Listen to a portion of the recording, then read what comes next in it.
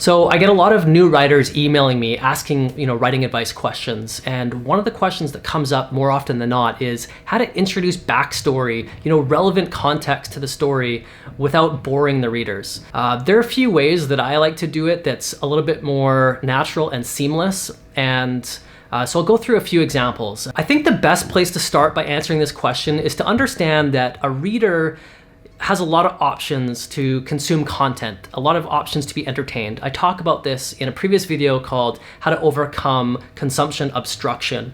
And I spend an entire video talking about the motivations of a reader. A reader is looking to escape or to be entertained or take their mind off the world, their stresses of the world. And often they don't have a lot of time. They might have 1 or 2 hours a night. And there's a lot of choices, a lot of different books that they could potentially read, TV shows, YouTube, friends and family, all that kind of stuff. Let's say for some miracle, you've been able to cut through all the noise and your book stands out among all other options and they begin to read it. Now, your work is not done. Just getting it in their hands is kind of step one. They're still in the evaluation phase. Reading an entire book is a huge time commitment. And they're still trying to evaluate whether this is worth their time. So in the opening, let's say 1 to 5 chapters, that is not the time to do what I call an info dump, to give, backstory and to tell the reader all the stuff that you feel that they need to know. So let's say in the opening chapter, you say something like, Amy was sitting in class, bored because the teacher was droning on. She was thinking about last summer when her and her friends went camping and they accidentally killed a guy and they stashed the body, and ever since this, blah, blah, blah, blah. Like, this is way too soon to be dumping all this information. I know it's relevant, so I guess what I would do, or what I would suggest, is have this character Amy do something interesting right off the bat. Her sitting in classroom, or her waking up, or her having a conversation with her mom generally isn't interesting. I would have Amy doing something interesting, get the reader invested in the story, invested in the character. You got to hook them very early on. So an info dump is a consumption obstruction. It's not the way to convince a new reader who's evaluating your work to read the entire book. Now, I will say that I am guilty of this. In my book Prodigy, I open with this lengthy intro of setting up this futuristic world and what the economy is like and what some of the laws are like and why the world became this way. Then the next chapter is a prologue, which is more backstory, and I'm setting up, setting the scene, so to speak. So I'm setting the table before I serve you the food. And so you got to get past like 2 big chunks of text before you get into the main story. And even chapter 1, I'll admit, isn't really that exciting. It's also more kind of setup. So while I'm guilty of this, that book, I just felt it was relevant to do it that way. And, so take my advice with a grain of salt. I even break my own advice, but I just didn't see where it fit anywhere else in the story. In The Art of the Hustle, the other book that I'm, most known for, I originally had, so the story of The Art of the Hustle is this, rags to riches story where we are introduced to this young kid who's, just graduating high school, 17, 18, and he eventually kind of gets kicked around and eventually rises to the top of the world of business and becomes super rich. He becomes a billionaire. So this is his story. The original ending of the book was somebody interviewing him, kind of recapping his life, saying, where did you start? Where did this all come from? And what does it feel like to be a billionaire and all this kind of stuff? That was like the last thing I wrote, and it was supposed to kind of cap off the book. I actually decided to open the book with that. So that interview of that person sitting down, we meet Trevor Morrison, this 30-year-old billionaire, and she's interviewing him, where did you come from? How did you become a billionaire? What's it like? Like, where did you grow up? And he starts telling some story of, where he came from. And then chapter 1 is him being 17 in high school. And I felt that was a very powerful way to open the book, to let the reader know, like, hey, this is where we're eventually going to end up. This is where we're going. This guy's a billionaire.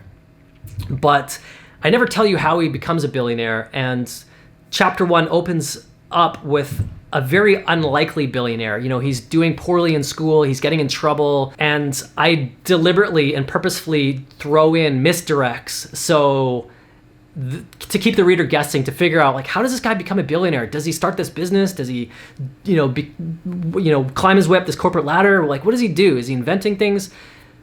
And I never tell you until the end how he actually does it. So I just felt that was a really cool way to introduce backstory. Another technique that I like to use is called the ignorant character method. And so, this is kind of a natural way to introduce backstory. So we have an ignorant character, somebody who's just meeting, say, the protagonist for the first time.